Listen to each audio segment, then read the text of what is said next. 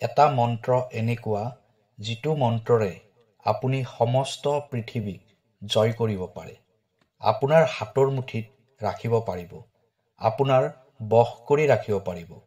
এইটো সম্ভৱনে? হয়, এইটো সম্ভৱ হয়।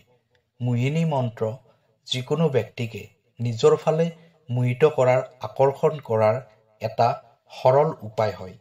যদি আপুনি এই মন্ত্ৰটো সিদ্ধ কৰি ল'ব পাৰে, তেতিয়া আপুনি যাকে ইচ্ছা আপোনাৰ বশ কৰি ৰাখিব পাৰে।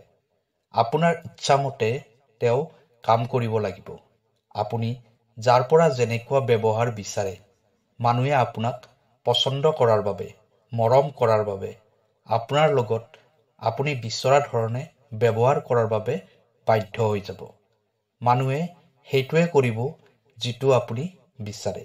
প্ৰিয় দৰ্শক, আছামিজ এষ্ট্ৰলজিলৈ আপোনাক স্বাগতম জনাইছোঁ। মই এষ্ট্ৰলজাৰ ধীৰাজ শৰ্মা। ভিডিঅ'টো শ্বেয়াৰ কৰি দিব আৰু কমেণ্টত লিখিব জয় মা লক্ষ্মী। প্ৰিয় দৰ্শক, যদি আপোনাৰ ব্যক্তিগতভাৱে কিবা সমস্যা হৈ আছে, তেনেহ'লে ভিডিঅ'ৰ স্ক্ৰীণত দিয়া নম্বৰত আমাৰ সৈতে যোগাযোগ কৰিব। আমি আপোনাৰ সমস্যাসমূহ সমাধান কৰাৰ বাবে চেষ্টা কৰিম। এতিয়াও ভিডিঅ'ৰ পৰৱৰ্তী অংশলৈ যাওঁ। মোহিনী শব্দটো আহিছে সমুদ্ৰ মন্থনৰ পৰা। যেতিয়া সমুদ্ৰ মন্থন হৈছিল, তেতিয়া তাৰ পৰা অমৃত ওলাইছিল আৰু বিষো ওলাইছিল। বিষখিনি ভগৱান শিৱে সেৱন কৰিছিল আৰু অমৃতখিনি অসুৰে লৈ গৈছিল। দেৱতাসকলৰ বাবে এইটো বহুত বিপদজনক কথা আছিল। সেয়েহে শ্ৰীহৰি বিষ্ণুৱে মোহিনী ৰূপ ধাৰণ কৰি অসুৰৰ পৰা অমৃতখিনি ঘূৰাই আনিছিল। মোহিনী ৰূপ ধাৰণ কৰাৰ পিছত অসুৰসকল যি ইমান দক্ষ আছিল, কাৰো কথাত পতিয়ন নাযায়, সেই অসুৰসকলে নিজৰ শক্তি পাহৰি গৈছিল, নিজৰ দক্ষতা পাহৰি গৈছিল, নিজৰ বুদ্ধি পাহৰি গৈছিল আৰু মোহিত হৈ গৈছিল। ইয়াৰ পৰাই মোহিনী শব্দৰ আৰম্ভ হৈছিল আৰু ইয়াৰ পৰাই মোহিনী মন্ত্ৰৰ আৰম্ভ হৈছিল। আমাৰ আধ্যাত্মিকতাত নজনাকৈ বহুত মন্ত্ৰ আছে আৰু এই সকলোবোৰ মন্ত্ৰ সাৰ্থক হয়। আজিও এই মন্ত্ৰবোৰ যিয়ে ব্যৱহাৰ কৰে, তেওঁ ভৱিষ্যতৰ বিজেতা হৈ যায়। চৰ্ত এটাই যে পজিটিভিটি হৈ থাকিব লাগিব আপোনাৰ চৰিত্ৰ। মোহিনী মন্ত্ৰৰ প্ৰত্যক্ষ সম্বন্ধ শ্ৰীহৰি বিষ্ণুৰ সৈতে আছে। যদি আপোনাৰ মনত কিবা ভুল বিচাৰধাৰা আছে, যদি আপুনি কাৰোবাক বেয়া ভাৱত বশীকৰণ কৰিব বিচাৰে, আপুনি বিচাৰে যে কোনোবা এজন ব্যক্তিক বশ কৰোঁ আৰু মোৰ গোলাম বনাই ৰাখোঁ, তেওঁৰ দ্বাৰাই মোৰ সকলোবোৰ কাম কৰাই ল'ম, নাইবা সন্মুখৰজনৰ কিবা এটা ক্ষতি কৰি দিওঁ, তেনেকুৱা ক্ষেত্ৰত ভুলতেও এই মন্ত্ৰটোৰ সাধনা নকৰিব। এই মন্ত্ৰটোৱে যদি আপোনাক সকলোবোৰ দিব পাৰে, তেনেহ'লে সকলোবোৰ আপোনাৰ পৰা ল'বও পাৰে। যদি আপুনি বেয়া কামত ইয়াক ব্যৱহাৰ কৰে, ভাল মনেৰে কৰক, শুদ্ধ মনেৰে কৰক। এই মন্ত্ৰটো কেৱল 10 মিনিটতে সিদ্ধি কৰিব পাৰি আৰু এইটো একো ডাঙৰ কথা নহয়। এই মন্ত্ৰটোৰ দ্বাৰা বহুত মানুহ সফল হৈছে। এই মন্ত্ৰটোৰ বহুত সফলতাৰ কাহিনী আছে। সম্পূৰ্ণ ভিডিঅ'টো চাব, স্কিপ নকৰিব, একো ভুল নকৰিব। সঠিকভাৱে মন্ত্ৰটো উচ্চাৰণ কৰিব। কেনেকৈ জপ কৰিব লাগে, মন্ত্ৰটো ভালদৰে বুজি ল'ব। মোহিনী শব্দৰ অৰ্থই হ'ল এনেকুৱা, সন্মুখৰজনে মোহিত হৈ যাব আপোনাৰ বাবে। আপুনি আপোনাৰ শাহুক, আপোনাৰ স্বামীক, আপোনাৰ পত্নীক, আপোনাৰ প্ৰেমিক, আপুনি যিটো অফিচত কাম কৰে, যদি বছ আপোনাৰ কামত সুখী নহয়, আপুনি যিমান ভাল কাম নকৰক কিয়, তেওঁ আপোনাৰ কামত সন্তুষ্ট নহয়, তেওঁৰ স্বভাৱটোৱে তেনেকুৱা, তেতিয়া আপুনি এই মন্ত্ৰটোৰ প্ৰয়োগ কৰিব পাৰে সেই ব্যক্তিক মোহিত কৰাৰ বাবে। আপুনি সঁচা হৃদয়েৰে কাৰোবাক ভাল পায়, তেওঁ আপোনাক ভাল পায়, কিন্তু আপোনালোকৰ বিবাহ হ'ব পৰা নাই, তেওঁক আপোনাৰ প্ৰতি ভালদৰে আকৰ্ষিত কৰিব পৰা নাই, তেতিয়া এই মন্ত্ৰটোৰ প্ৰয়োগ কৰিব পাৰে।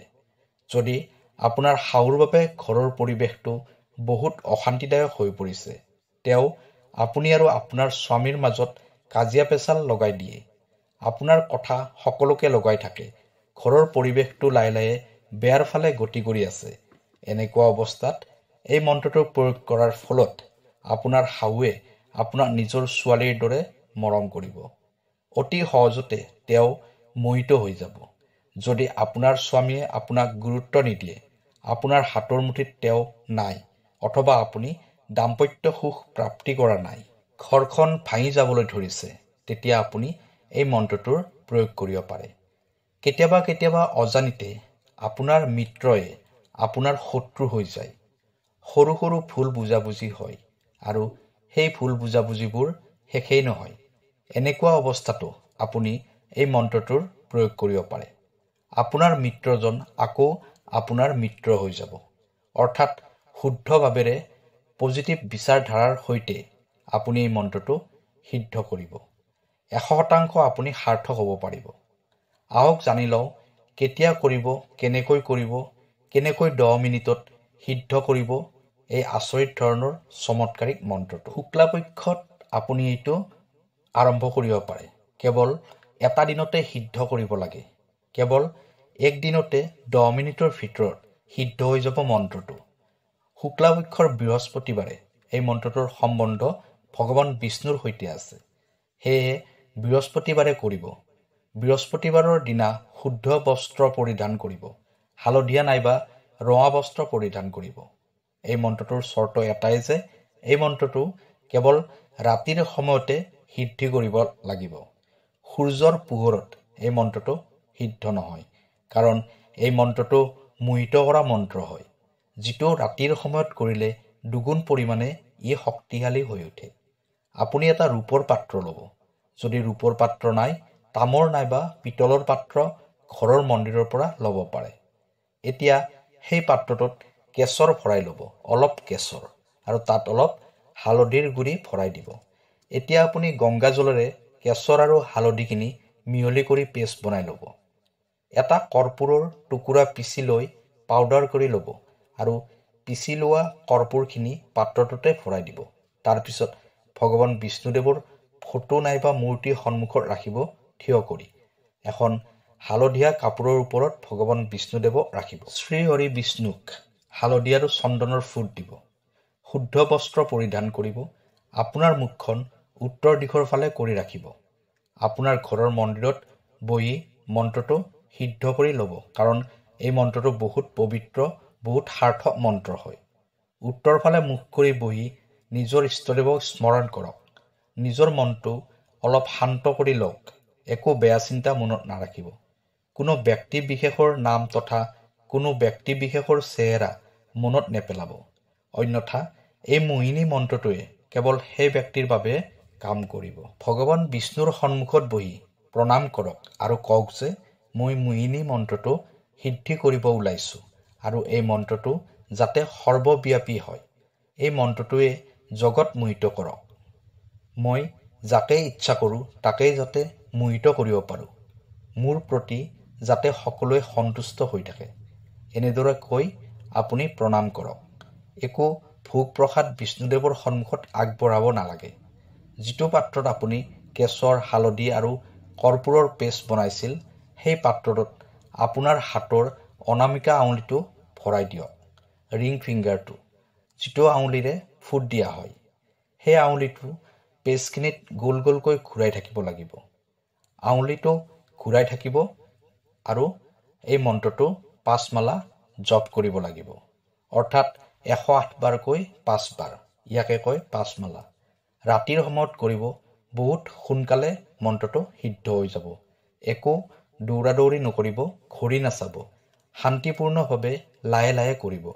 আপুনি বহা ঠাইত আসন পাৰি বহিব, কাৰণ এই মন্ত্ৰটো বহুত পবিত্ৰ হয়। কলা ৰঙৰ কাপোৰ একেবাৰে নিপিন্ধিব। হালধীয়া ৰঙৰ কাপোৰ আপুনি পিন্ধি ল'ব। মন্ত্ৰটো এবাৰ মনোযোগেৰে শুনি লওক। ওম হ্ৰিং ৰূপৱতী কামিনী স্বাহা। মন্ত্ৰটো আকৌ এবাৰ কৈছোঁ। ওম হ্ৰিং ৰূপৱতী কামিনী স্বাহা। এই মন্ত্ৰটো 5 মালা জপ কৰাৰ পিছত ভগৱান বিষ্ণুদেৱক স্মৰণ কৰক আৰু আঙুলিটো পাত্ৰটোৰ পৰা বাহিৰলৈ উলিয়াই লৈ আহক। আৰু আঙুলিটোত যিখিনি পেষ্ট লাগি আছিলে, সেই আঙুলিটোৰে নিজৰ কপালত এটা ফুট ল'ব। বাকী পেষ্টখিনি এটা পাত্ৰত ভৰাই ৰাখি দিব। পিছদিনাখনৰ পৰা 27 দিনলৈ নাইবা 21 দিনলৈ এই পেষ্টখিনিৰে আপুনি প্ৰতিদিনে ফুট ল'ব। প্ৰতিদিনে ফুট লোৱাৰ আগতে অলপ গংগাজল পেষ্টখিনিত মিহলি কৰি ল'ব, কাৰণ পেষ্টখিনি শুকাই যাব। সেয়েহে প্ৰতিদিনে অলপ গংগাজল মিহলি কৰি ল'ব আৰু ইয়াৰ ফুট কপালত লৈয়ে বাহিৰলৈ ওলাই যাব। 21 দিন নাইবা 27 দিন ফুট লোৱাৰ পিছত যিখিনি পেষ্ট ৰৈ যাব, সেই পেষ্টখিনি পাত্ৰটোত ৰাখি দিব আৰু ভৱিষ্যতে ক'ৰবাত কিবা কামৰ বাবে যাব বিচাৰিলে ইয়াৰ ফুট লৈয়ে যাব।